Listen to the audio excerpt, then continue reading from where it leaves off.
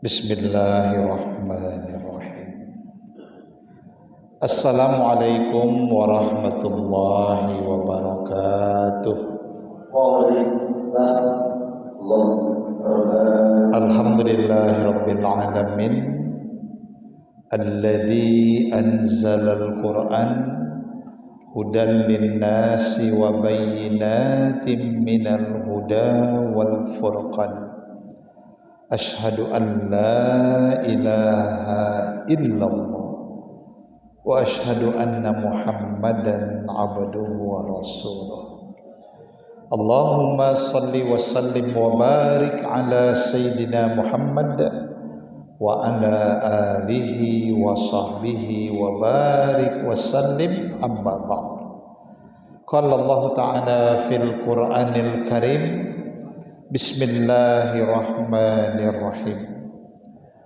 Dhaharal fasadu fil barri wal bahr bima kasabat aydin nas liyudhiqahum ba'dal ladzi 'amilu la'allahum yarji'un.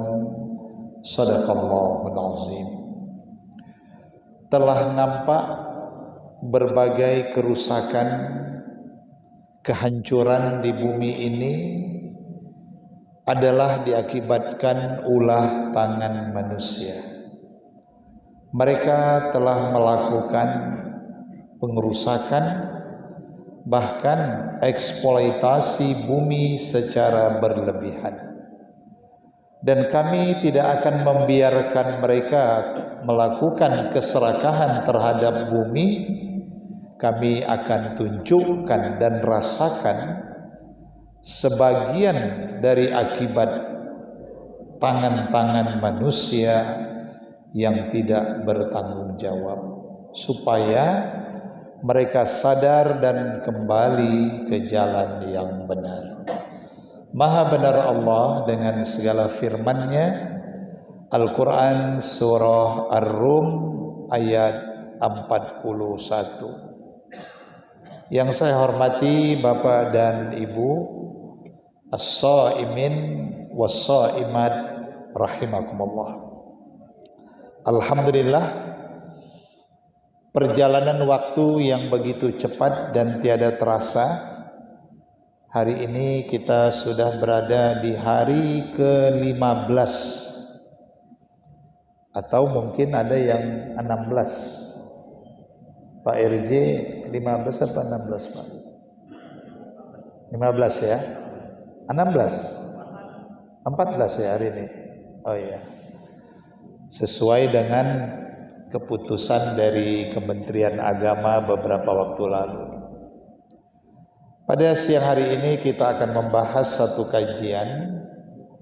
Ini kaitannya ibadah Ramadan dengan kajian ekoteologi.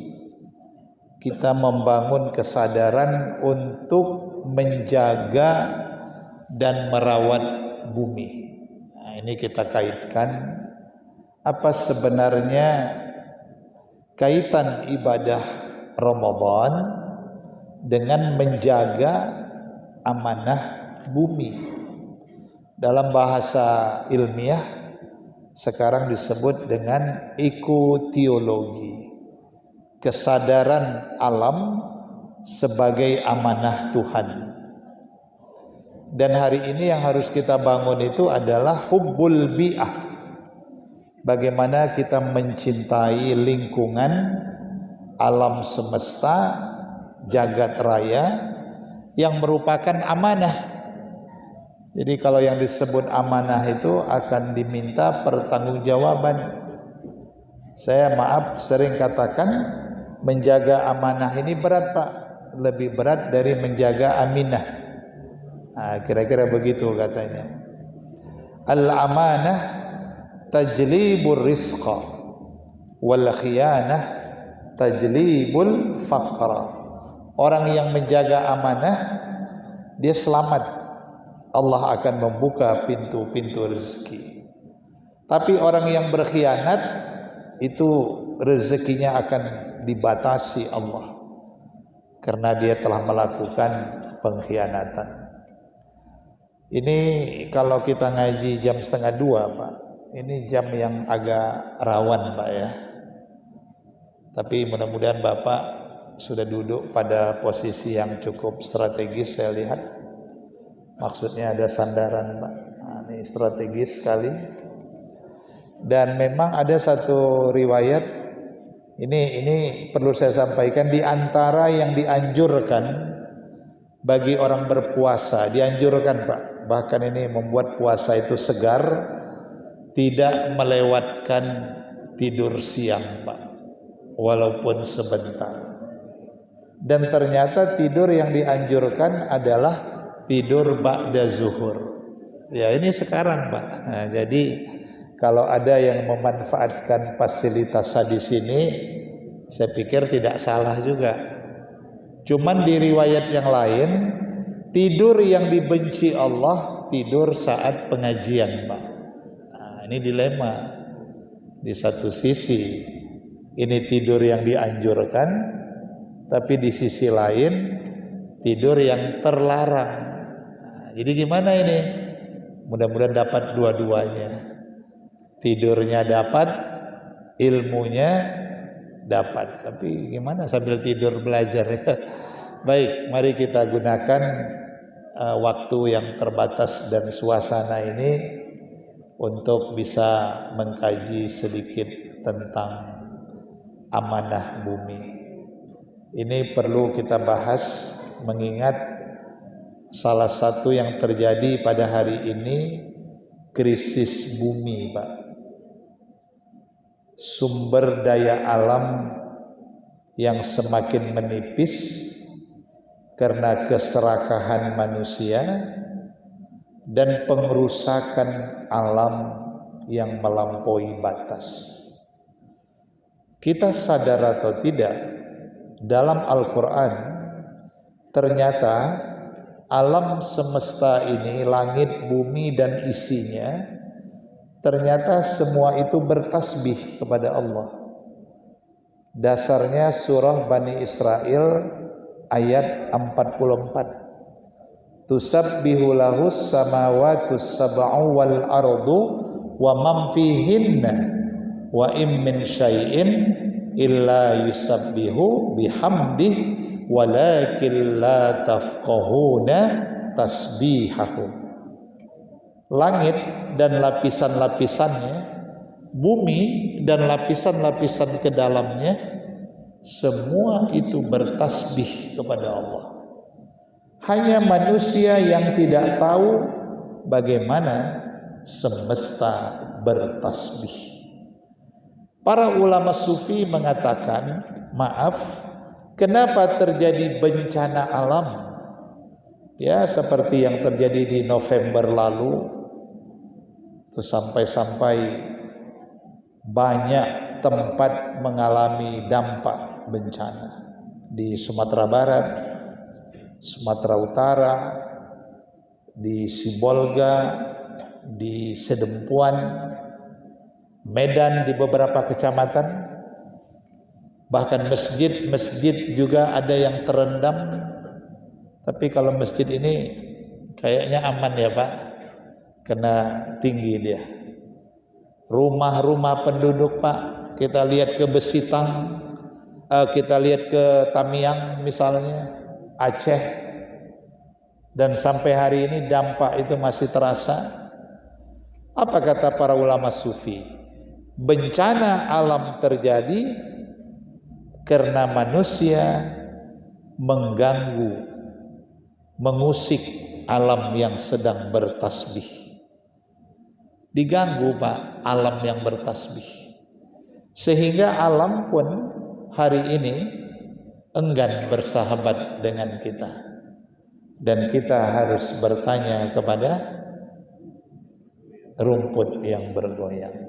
Nah, itu syairnya sangat sofistik. Jadi kita lupa bahwa ternyata laut, pohon, tanah, pasir, debu, semua bertasbih kepada Allah. Hanya manusia itu yang nggak tahu. Apalagi kalau manusianya malah tidak mau bertasbih. Apalagi manusianya tidak mampu menjaga amanah bumi, malah merusak bumi. Bukan tidak mungkin bencana-bencana alam pun akan terjadi. Maka kita ini Pak RJ, Pak Rahmat, harus merubah, menaikkan level puasa kita ini. Maaf, tidak sekedar asyam, tapi coba kita naikkan levelnya menjadi saum. Itu beda Pak, antara asyam dengan saum. Di mana bedanya? Kalau asyam itu orang yang berpuasa dengan niat tidak makan, tidak minum, tidak berhubungan suami istri pada waktu tertentu, itu asyam. Dan bisa jadi yang asyam ini pun kadang-kadang gak sholat, tapi dia asyam puasa. Dia asyam tapi masih mau berbohong. Dia asyam tapi masih buat maksiat. Itu yang disebut asyam. Puasa dalam arti imsak, hanya menahan mulut, perut, dan kemaluan. Itu disebut asyam. Dan asyam itu waktunya ada 13 jam kita di Indonesia. Dan dikerjakan hanya 1 bulan Ramadan. Ya, yang lebih rajin berpuasa Senin Kamis itu bagus, tapi itu disebut asyam. Tapi bagaimana kita menaikkan level dari asyam menjadi saum? Nah, as-saum itu ada dalam Quran di surah Maryam ayat 26. Inni nadartu lirrahmani falan ukallimal yauma insiya. Jadi ada kata-kata saum. Maryam alaihissalam tidak berbicara dengan siapapun. Nah, jadi makna as-saum itu lebih mendalam, bukan sekedar tidak makan, tidak minum, tidak hubungan suami istri, tapi kalau saum dia sudah bisa mempuasakan akal dari berpikir negatif, sudah bisa mempuasakan mulut dari berbohong, mempuasakan mulut dari fitnah, ghibah, carut marut. Nah, itu saum. Sudah bisa mempuasakan hati dari penyakit-penyakit hati, syirik, dengki, dendam, marah, serakah, khianat. Itu saum Pak, dia puasakan hati. Dan sudah bisa mempuasakan hawa nafsu jahat. Ini kalau diturutkan siang ini Pak, dikasih bantal guling masing-masing, selesai nih Pak. Enak kali rasanya nih, nyaman kita, apalagi karpetnya baru saya lihat tebal. Kasih bantal guling, alhamdulillah. Bismika Allahumma ahya wa amut. Enak kali tidurnya. Tapi nggak mau kita lakukan, kita berarti sudah saum, meningkat, menahan diri. Nah, jadi saum itu lebih tinggi dari siam. Jadi kalau as-saum itu sudah tidak makan, tidak minum, tidak hubungan suami istri, jaga mulut, perut, kemaluan, tapi juga menjaga hati. Nah, kalau saum ini sepanjang hidup, as-siyam 13 jam. Kalau saum sepanjang hidup, menahan diri dari segala perbuatan tercela, bahkan menjaga panca indera, menjaga hati, menjaga hawa nafsu. Itu yang saya sering singkat namanya dengan, mungkin Imam masih ingat ya Imam, jamu jati kendi. Nah, itu Pak saum, jamu jati kendi. Apa itu jamu?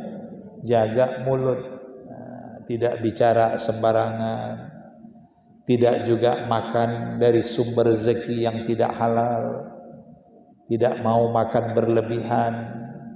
Itu jamu. Jati, jaga hati, hindari kesombongan, hindari keserakahan, kedengkian, jauhkan sifat amarah, kuatkan kesabaran, hindari ria, takabur, itu jati. Nah, satu lagi kendi. Apa itu kendi? Kendalikan diri, akal, berpikir positif. Apalagi hawa nafsu jangan diperturutkan tapi dikendalikan.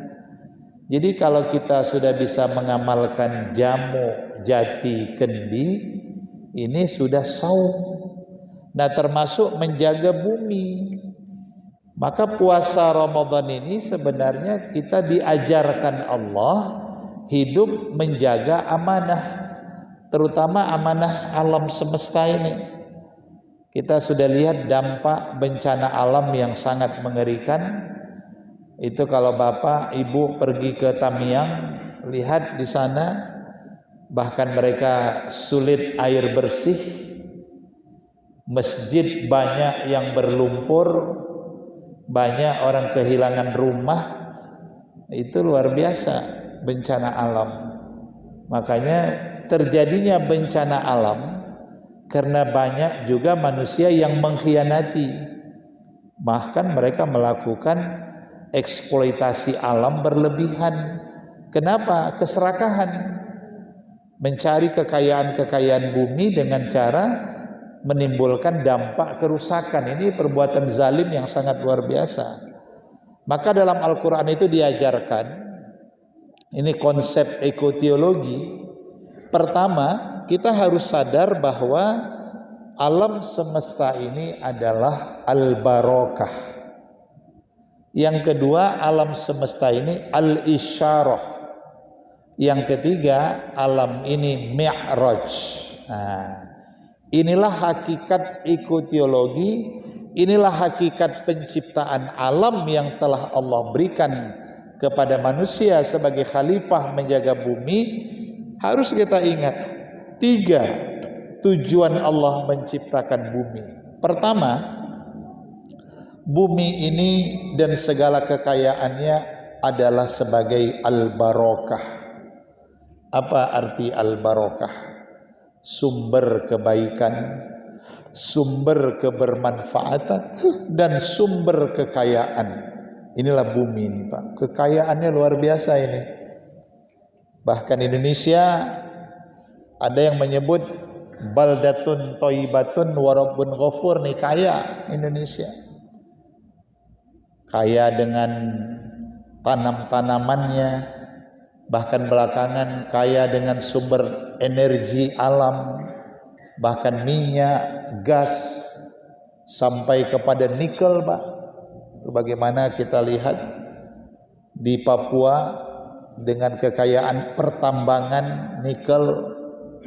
Bagaimana juga saudara-saudara kita di Iran yang merupakan sumber kekayaannya salah satu nikel terbaik di dunia. Kenapa sekarang orang mencari nikel? Karena kendaraan masa depan, mobil kita ini nggak ada lagi bahan bakarnya, habis. Maka energi yang terbarukan itu salah satunya adalah kendaraan menggunakan baterai. Dan sekarang sebagian sudah menggunakan hybrid, bisa baterai, bisa menggunakan bahan bakar. Dan baterai itu bahannya adalah nikel. Maka harga nikel hari ini sesuatu yang sangat tinggi sekali. Nah, hati-hati, kekayaan bumi ini jangan disalahgunakan, apalagi untuk kekayaan orang-orang tertentu. Karena bumi yang diciptakan Allah untuk kemaslahatan seluruh umat manusia. Hati-hati Bapak Ibu. Makanya bumi ini al-barokah, sumber kebaikan, kekayaan, bahkan kebermanfaatan. Nah, kita tinggal di daerah Belawan ini misalnya. Pelindo ini dekat Belawan, Bapak lihat laut. Ternyata laut itu diceritakan dalam Al-Quran. Kita lihat surah An-Nahl ayat 14. Wa huwal ladzi sakharal bahra. Allah yang menundukkan laut, Pak. Ini kalau laut tidak ditundukkan Allah, Lihat, maaf, nauzubillah, tsunami. Habis Pak, nggak ada artinya kita lagi kecil digulung gelombang itu. Tapi lihat laut. Wa huwal ladzi sakharal bahra. Allah tundukkan laut. Itu kalau kita bicara banjir ini yang paling hebat di zaman Nabi Nuh. Banjirnya sampai setinggi gunung. Itu yang November lalu kalau kita tanya masyarakat, banjirnya berapa tinggi Pak, Bu? Ada yang bilang selutut, ada yang bilang sepinggang, ada yang bilang sedada, ada yang bilang setinggi genteng rumah. Bervariasi masyarakat menerimanya. Nah, artinya apa di sini Bapak Ibu sekalian? Bahwa harus kita sadari laut itu karena ditundukkan Allah. Kalau tidak, laut dengan gelombangnya pun bisa mematikan. Lihat tsunami, kemana manusia lari? Habis. Maka lihat surah An-Nahl 14 itu, wa huwallazi sakharal bahra. Allah tundukkan laut. Litakulu minhu lahman thoriyan. Dari laut itu kamu makan ikan yang beraneka ragam. Apalagi dekat Belawan ini Ustaz. Ada kan Ustaz? Banyak tempat seafood. Cuman puasa. Nanti kalau buka puasa Ustaz telepon saya Pak RJ. Jangan Bapak telepon saya ngaji aja. Sesekali Pak RJ telepon, Prof datang ke Belawan. Ngapain Pak? Kita makan seafood di tepi laut Belawan. Kalau perlu naik kapal kita ke tengah laut Belawan ini. Nah itu mengamalkan ayat litakulu minhu lahman thoriyan. Dari laut kamu makan ikan yang segar, beraneka ragam rasa, cita rasa, multivitamin. Lihat kekayaan laut ikan itu. Apa lagi? Wa tastakhriju minhu hilyatan talbasunaha. Dari laut itu kamu dapat mutiara. Di dasar laut itu banyak mutiara-mutiara yang mahal, jadi perhiasan kamu pakai. Apa lagi? Wataral pulka mawakhira fihi. Kamu lihat di laut itu kapal-kapal berlayar. Lihat, ada kapal penumpang, ada kapal tanker, ada kapal tangki, ada kapal barang, kapal nelayan. Hebat Quran itu. Kamu lihat kapal-kapal yang berlayar, walita betagu min fadlih. Kapal-kapal itu mencari rezeki karunia dari Allah. Wala'allakum tashkurun, supaya kamu bersyukur pada Allah. Nah ini ekoteologi, tauhid, iman. Ternyata laut yang terbentang itu diciptakan Allah, di dalamnya kekayaan, sumber-sumber kekayaan yang sangat berlimpah, dan manusia bisa hidup dari kekayaan-kekayaan laut itu. Nah maka ini yang pertama. Langit, bumi dan segala isinya adalah al-barakah, sumber kebaikan, kebermanfaatan dan kekayaan bagi manusia. Jangan dikhianati. Yang kedua, penciptaan langit dan bumi ini adalah sebagai al-isyarah. Apa itu isyarah? Tanda-tanda kebesaran Allah. Nah, itu tadi lihat Pak, di laut ikannya kok bisa beraneka ragam ya. Ada ikan paus, ada ikan hiu, ikan lumba-lumba, sampai ikan teri ada. Begitu Allah maha karyanya, kita nikmatin. Lihat tanda-tanda kebesaran Allah. Laut, nanti kalau Bapak Ibu pergi ke Maroko yang berada di selat, yang berada di benua Afrika, Maroko, itu di depan negeri Maroko itu ada laut, Selat Gibraltar. Di seberangnya sudah negara Afrika. Itu benua Afrika dan benua Eropa. Jadi Maroko. Ada Selat Gibraltar. Itu diceritakan dalam Quran di surah Al-Furqan, di surah Bani Israel ayat 53 misalnya. Wa huwal ladzi marajal bahraini hada azbun furatun wa hada milhun ujajun. Dialah Allah yang mengalirkan dua laut, lautnya bertemu tapi tidak bersatu. Hada azbun furatun, yang satu airnya tawar, wa hada milhun ujajun, yang satu asin. Airnya pun berbeda warna, ada yang biru, ada yang bening, hijau. Siapa yang bisa ciptain itu? Wa ja'ala bainahuma barzaha wa hijran mahjura. Dan dijadikan di antara dua laut itu seperti ada dinding membran yang memisahkannya, dan air itu tidak pernah tembus selamanya. Beda warna, beda rasa, bertemu tapi tidak bersatu. Ini mahakarya Allah. Di surah Bani Israel ayat 53 kalau saya tidak salah, nanti dilihat Pak. Jadi artinya Bapak Ibu, ayat Al-Furqan ya, maaf, ayat 53. Jadi artinya betapa alam semesta ini merupakan al-isyarah, tanda-tanda kebesaran Allah, kekuasaan. Apakah kita tidak sujud dengan mahakarya Allah yang luar biasa?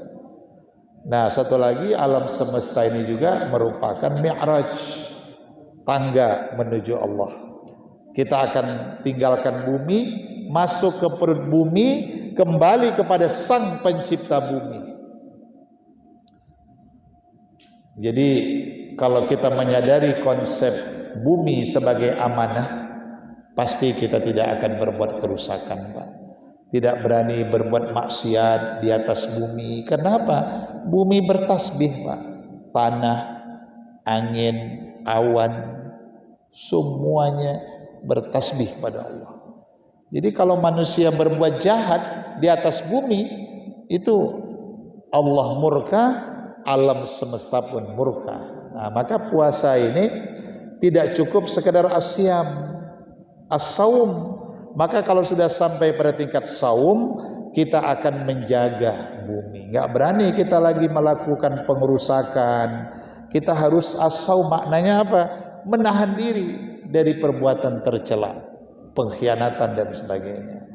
Nah, terakhir Bapak Ibu sekalian, karena bumi ini adalah amanah dan anugerah, maka mari kita pertama senantiasa membangun konsep mahabbah, makrifat, cintai alam. Kemudian pelajari, kenali potensi-potensi alam, sehingga akan menambah tunduk kita kepada Allah, karena mahakaryanya bumi dan isinya ini mengandung berbagai kemaslahatan bagi manusia. Cintai alam, kenali potensi alam, belajar dari alam semesta. Kemudian bangun konsep zuhud. Apa zuhud? Tidak serakah terhadap alam. Jangan rakus, jangan semuanya mau kita ambil. Bumi ini juga harus diberikan kesempatan untuk hidup, dirawat, dijaga, dilestarikan. Maka kita harus punya sifat zuhud, menghindari keserakahan. Kemudian apalagi? Tadabbur. Nah, yang harus banyak kita lakukan, Bapak, Ibu, bertadabbur. Apa tadabbur ini? Rekreasi, menikmati keindahan alam. Nah, sekali Pak, pergi menikmati keindahan alam, seraya kita pun bertasbih, mengucapkan Masya Allah, Allahu Akbar, indahnya mahakarya Allah yang luar biasa, sehingga dengan tadabbur alam akan menambah cinta kepada alam, cinta kepada Sang Pencipta alam, dan kita pun akan amanah, tidak mau merusak. Justru kita merawat bumi. Kenapa? Karena bumi adalah hamparan tempat kita menikmati keindahan alam yang bisa menyehatkan kita, lahir dan batin kita. Inilah kajian yang dapat disampaikan pada siang hari ini. Mudah-mudahan kita menjadi khalifah Allah di bumi yang senantiasa menjaga amanah bumi dan tidak berani melakukan pengkhianatan ataupun pengerusakan terhadap bumi ini. Demikian dan terima kasih. Mohon maaf. Wabillahi taufiq wal hidayah. Wassalamualaikum warahmatullahi wabarakatuh. Warahmatullahi wabarakatuh. Kami persilakan untuk bertanya kepada Bapak Ibu jemaah sekalian. Bagi yang ingin ditanyakan, kami persilakan.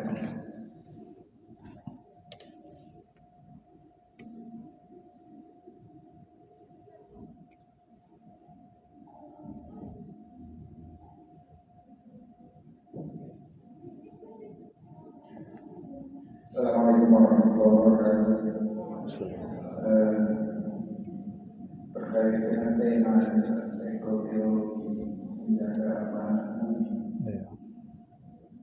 sebagaimana kita ketahui, mungkin umat muslim di dunia ini kan kisaran 25%, sisanya non muslim. Konsep Islam yang lebih baik ini tentunya kalau minoritas sulit kita bicara kita. Jadi kita tarik kepada yang lebih kecil lagi, langsung kantor. Nah, jadi gimana ini kira-kira ide-idenya menjaga amanah bumi seperti kita saksikan saat ini saja, bagaimana Iran dikeroyok sama negara-negara besar. Bagaimana lagi kita mau menegakkan, katakanlah mau menjaga amanah bumi. Kalau mungkin yang terbaik sama kita tentunya sebagaimana dicontohkan oleh Rasulullah, tentunya puasa tangan kita. Kira-kira bagaimana yang bisa terasa dari Assalamualaikum warahmatullahi wabarakatuh.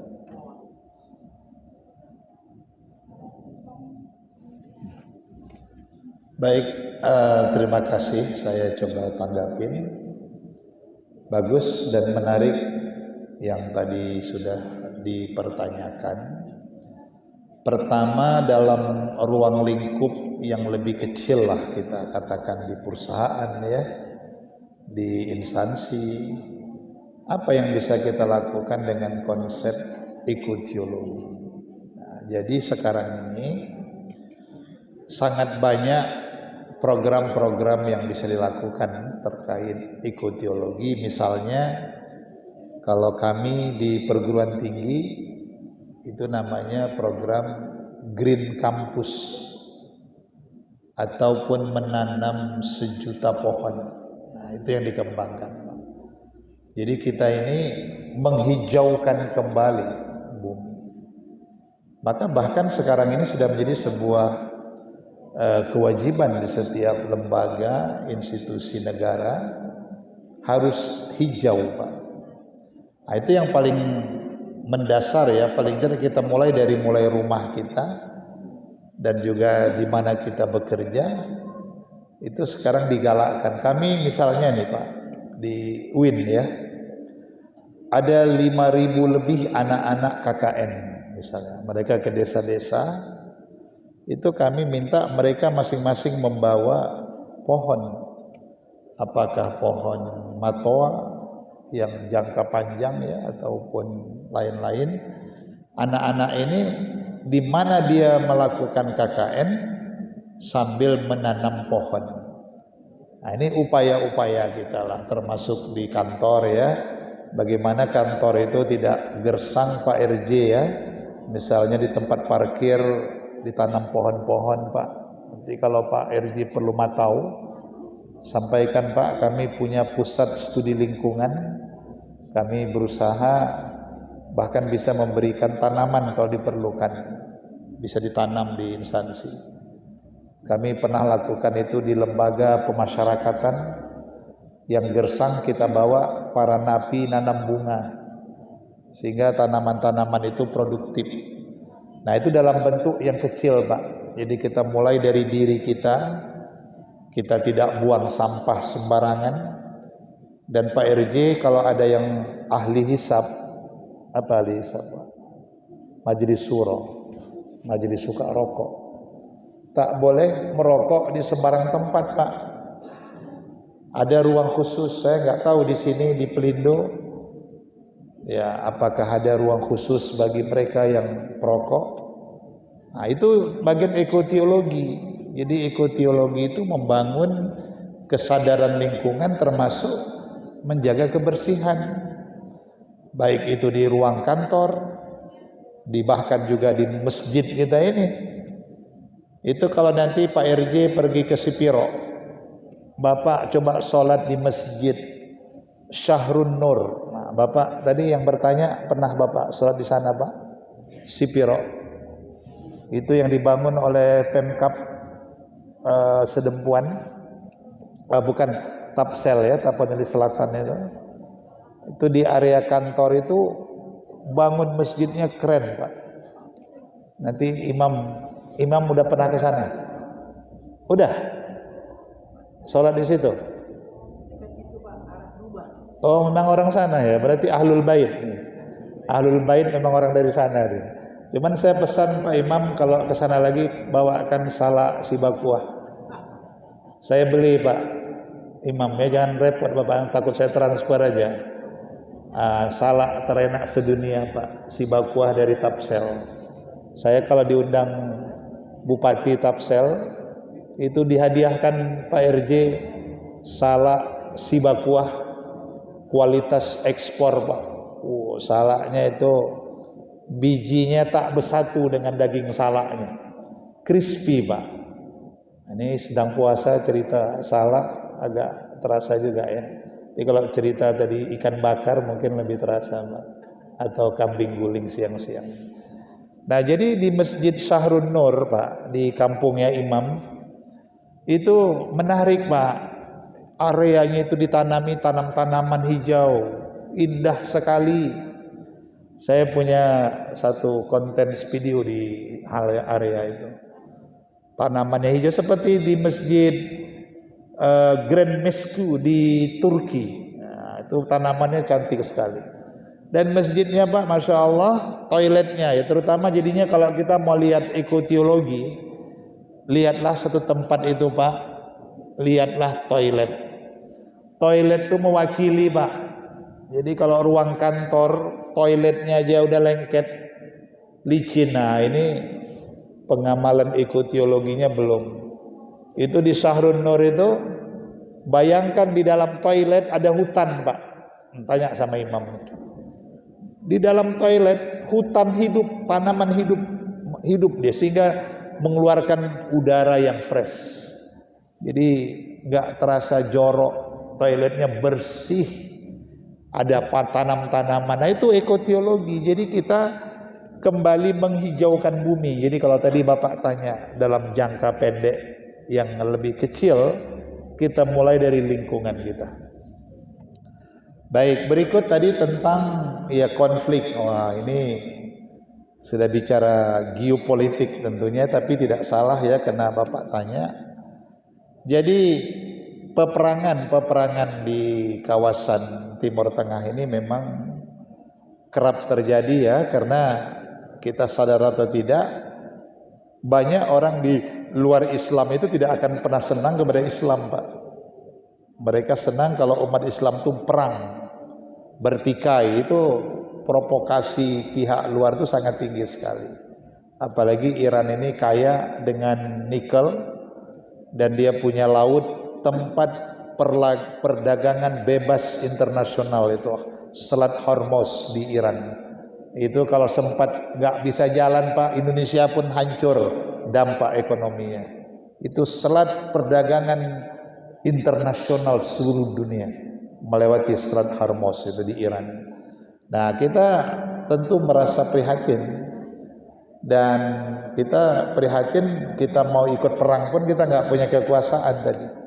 Ya tentu di harapan dan doa kita ini para elit yang punya power, kekuatan, ya harusnya bersatu padu bagaimana meredam, ya jangan sampai melebar Pak. Karena kalau nanti dia meluas itu berdampak dunia. Sekarang aja udah mulai terasa Pak. Ini berapa ratus orang umroh nggak bisa pulang.